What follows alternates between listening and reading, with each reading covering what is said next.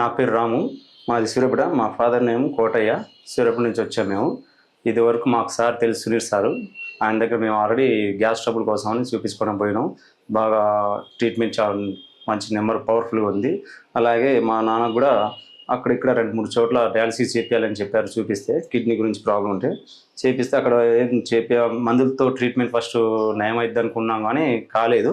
చివరికి ఇక్కడ gas form, పైగా ఆయాసం అని చెప్తే లాస్ట్ స్టేజ్లో చెప్పినప్పుడు సార్ దగ్గర వచ్చాను గ్యాస్ ట్రబుల్ కోసం. ఆ సార్ చూసి మా ఫాదర్ని బయటకు పంపించినాక నాకు మీ ఫాదర్ రేపో ఎల్లుండి కానీ చచ్చిపోతారు, ఖచ్చితంగా డయాలసిస్ చెప్పకపోతే చచ్చిపోతారని చెప్పి నాకు సార్ డైరెక్ట్గా చెప్పిన తర్వాత మా నాన్న చెప్పినా కానీ వినిపించుకోలేదు. ఆ రోజు చూపించుకున్న రోజు ఇంటికి వెళ్ళి మళ్ళీ మరుసటి రోజు వచ్చినాం.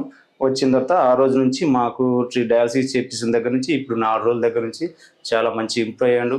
ఏ ప్రాబ్లం వచ్చినా కానీ మాకు ఐసీయూ పక్కన డయాలసిస్ చేపించిన రూమ్లో మాకు తెలిసిన పర్సన్ కూడా కలిశారు. ఈ హాస్పిటల్కి వచ్చినప్పుడు ఆయన కూడా మంచి కేర్ తీసుకొని మంచి చేపించిండు.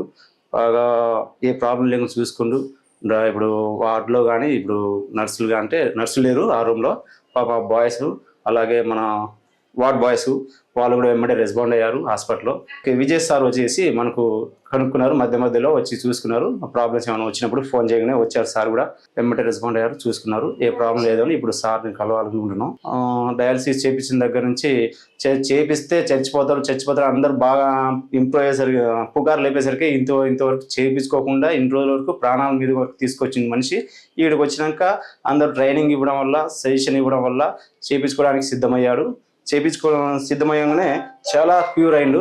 ఇంతవరకు ఈ మోకం కూడా వాసిపోయింది. ఈ డయాలసిస్ చేయించుకోవాలని చెప్పిన సార్ దగ్గర నుంచి చేయించుకోకముందు ఈ చేతులు బాగా ఇంతలా ఉన్నాయి, ఈ కాళ్ళు తొడలు కూడా ఈ సైజు ఉన్నాయి, అలాగే ఈ మోకం కూడా వాసిపోయి ఉన్నది.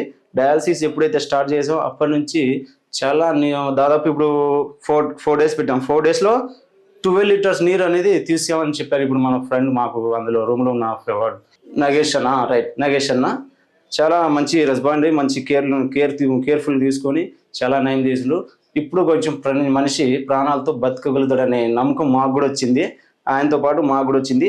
ఏదో డయాలసిస్ అంటే ఏదో ప్రాణాలు కోస్తారు, పెద్ద ఆపరేషన్ లెక్క కోస్తారు అనుకోని భయపడి చేపించుకోకుండా ఉన్నా అని నిన్నటి దాకా చెప్పలేదు. అతని మనసులో ఉన్న మాట నిన్నటి దాకా చెప్పలేదు. నిన్న చెప్పిండు మా నాన్న. నాకు చాలా భయం వేసి నేను చెప్పిన ఇన్ని రోజులు లేకుంటే ఫస్ట్ స్టెప్లోనే చేపించుకుంటే నాకు ఇంత ఇబ్బందిగా ఉండేది కాదు, ఇంత అమౌంట్ కూడా అయ్యేది కాదు.